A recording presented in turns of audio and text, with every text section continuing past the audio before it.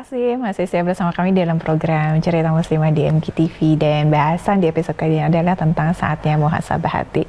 Kembali lagi Bunda, ini tentang saatnya muhasabah hati. Ketika kita merasakan ada ketidaktenangan di dalam hidup, kegelisahan, kita mencari sumbernya, sumber masalahnya gitu. Tapi jarang tuh memang kalau misalnya kita melihat ke dalam hati kita. Jangan-jangan tadi ya penyakit-penyakit hati itu loh yang menyebabkannya gitu. Selama ini kita berusaha menyempurnakan dengan segala ikhtiar yang kita bisa gitu kan, dengan segala usaha yang kelihatan gitu ya secara sunatullah lah, tapi ternyata di dalamnya kita tidak pernah mau melihat. Nah, tadi kalau misalnya berdasarkan definisi dari Ibnu Qayyim al-Jauziyah itu kan tentang menambal kebocoran dan menyempurnakan kebocoran gitu ya Bunda ya.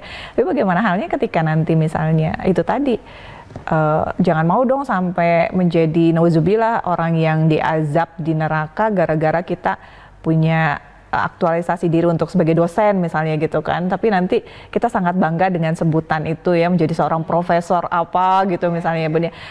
Nah, kita tidak pengen gitu maksudnya itu diberikan kepada kita, tapi itu memang diberikan karena memang iya kalau secara sunatullahnya seperti itu gitu Bun, setelah menempuh jalur pendidikan, setelah menempuh akhirnya banyak poin-poin melakukan penelitian dan sebagainya di bidang yang sama, linear ya Bun, itu akan diberikan kepada kita gitu Bun. Itu satu contoh kecil saja. Harus seperti apa akhirnya Bun, agar selamat juga, agar ringan juga untuk bisa mengaplikasikan ini?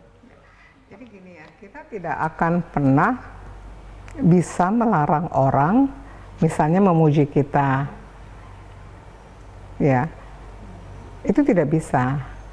Dan kalaupun kita dipuji, itu sebetulnya takdir Allah, kabar gembira dari Allah buat kita.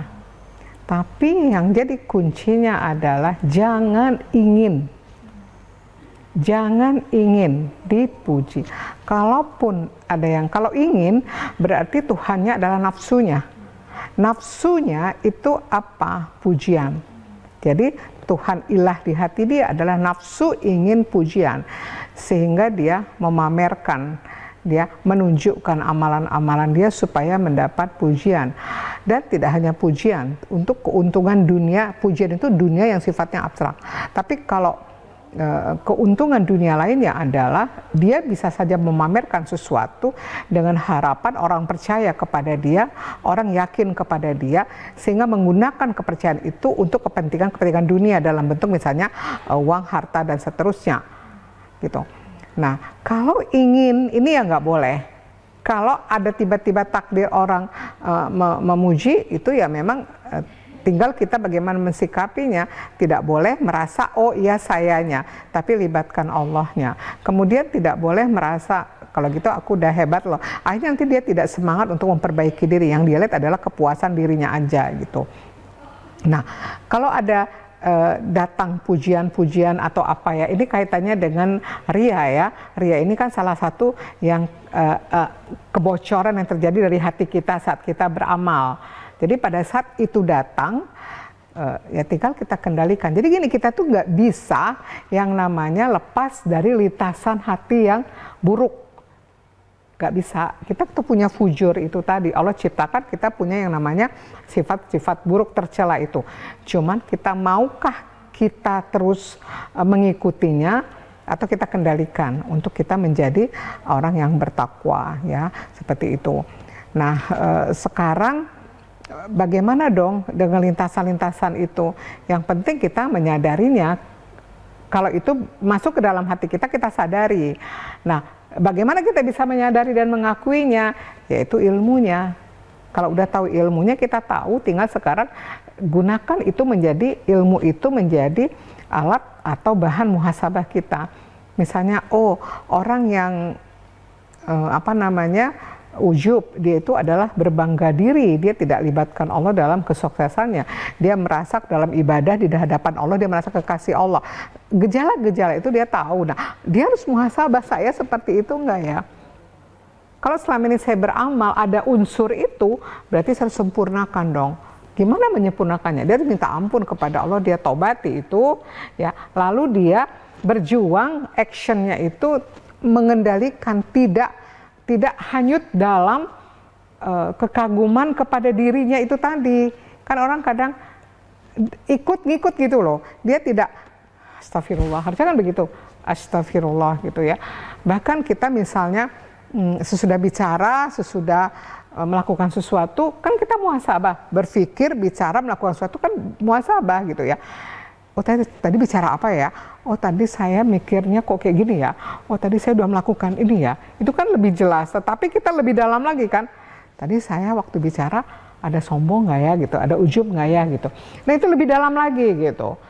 Jadi kita nggak bisa nolak atau kejadian-kejadian yang itu mengusik hati kita, menguji hati kita. Itu kita nggak bisa. Tinggal bagaimana kita segera muhasabah, cepatlah kita mentobatinya, lalu kita berjuang untuk tidak memperturutkannya gitu loh, tapi dikendalikan gitu. Oke, baik, Bunda tadi sudah bisa memberikan gambaran mudahnya ini ya. Ketika memang kita diberikan oleh Allah Subhanahu wa taala talenta apapun itu ya gitu ya. Misalnya tadi pintar dalam bidang ilmu tertentu gitu, kemudian diberikan gelar gitu ya. Kuncinya jangan ingin gitu ya. Kalau misalnya memang jangan ingin dipuji gitu kan untuk mendapatkan gelar profesor, doktor apa misalnya gitu ya. Alhamdulillah disyukuri itu merupakan anugerah yang Allah berikan kepada kita. Dan ketika nanti kita mendapatkan pujian terlintas dalam hati kita, Bunda sampaikan tadi gitu, jangan lupa untuk istighfar gitu ya, mengistighfari hal seperti itu gitu kan. Ini kan jadi memperingan gitu loh Bun, karena kalau tidak kan akhirnya kalau tidak dapat ilmu ini kan bingung gitu ya Bunda ya gitu loh. Sahabat kan waktu itu ke Rasulullah kan? Ya Rasulullah pada saat yang Al-Baqarah 284 itu turun, bahwasanya apa yang kamu ucapkan dengan apa yang kamu simpan di hatimu akan dihisap. Itu kan sahabat tuh risau kan, datang kepada Rasulullah. Wahai Rasulullah, bagaimana? Nafsu itu spontan. Nafsu ingin berbuat buruk itu spontan. Lintasan hati itu dia tidak bisa dikendalikan. Waktu itu awalnya Rasulullah mengatakan samina wa ta'na, tapi kemudian Al-Baqarah 286 itu yang terakhir turun, itu yang mengatakan bahwasanya tidak ada beban di luar kemampuan. Bahwasanya lintasan hati itu adalah dia di luar kendali manusia. Tetapi yang terpenting adalah dia menyadarinya. Kenapa bisa sadar? Karena dia tahu ilmunya. Dan ada orang memang ada waktu untuk bermuhasabah tentang apa yang terjadi di hatinya. Ada orang yang tidak menyadarinya, dia biar aja gitu, seolah dia baik-baik saja gitu. Padahal itu berkecamuk terus di hatinya, yang kotor-kotor itu. Misalnya suuzon itu kan selalu ada kita iri ada, suuzon itu ada gitu. Nah suuzon ini apakah kita simpan berlama-lama lalu berbuah kepada tindakan-tindakan yang disengaja, misalnya memata-matain, mengorek-ngorek aib orang, lalu bergunjing gitu ya, atau kita astagfirullah saya udah suuzon gitu ya. Nah itu kan harus ada kesadaran, itu nggak bisa kalau nggak ada ilmunya gitu. Orang punya ilmu pun belum tentu mau muhasabah. Ya kan dia tahu ini tapi nggak pernah muhasabah gitu. Dia anggap lewat saja, biasa, sesuatu yang biasa gitu. Nah inilah betapa pentingnya, karena kita tidak akan bisa berjumpa Allah kalau kita hatinya nggak selamat ya. Asy-Syu'ara 87-89. Kemudian kita nggak bisa ketemu Allah di surga. Dan kalau sudah hati ini tertutup gitu ya, maka kita juga nggak bisa mengenal Allah, tidak bisa merasakan dan mengenal Allah gitu. Betapa pentingnya, makanya banyak orang beribadah ruku sujud gitu ya, ruku sujud baca Quran, tapi dia masih dengki sama orang. Kadang dia sekalipun hebat gitu ya, segala dia punya ilmunya tinggi gitu ya, dia merasa dia takjub ke dirinya dan meremehkan orang, dia merasa paling gitu. Terus gimana? Nggak ada Allahnya gitu, dia nggak akan bisa mengenal Allah. Itu justru menjadi hijab seperti itu. Baik, alhamdulillah Bunda, ini merupakan satu pencerahan gitu ya. Jadi memang kita akan terus berjibaku dengan segala lintasan, karena tadi kan yuwaswisu-sudurinnas itu benar-benar ya, setan itu kan membisikkan ke dalam hati manusia segala macam gitu kan ya Bunda ya, takjub akan amal kita gitu ya, takjub akan kepintaran kita dengan harta yang Allah berikan sebagai ujian gitu, segala macam gitu kan Bunda. Tapi tadi Bunda sampaikan yang terpenting adalah kita mau muhasabah, kita tahu gitu ya, oh ini kelemahan-kelemahan kita, kemudian ketika itu datang cepat-cepat istighfar ya gitu, memohon ampun kepada Allah dan minta pertolongan, bahwa memang yang kuasa untuk mengampuni, yang kuasa untuk membuat diri kita lurus lagi itu semua Allah gitu ya, balik lagi gitu, bukan kita. Betul.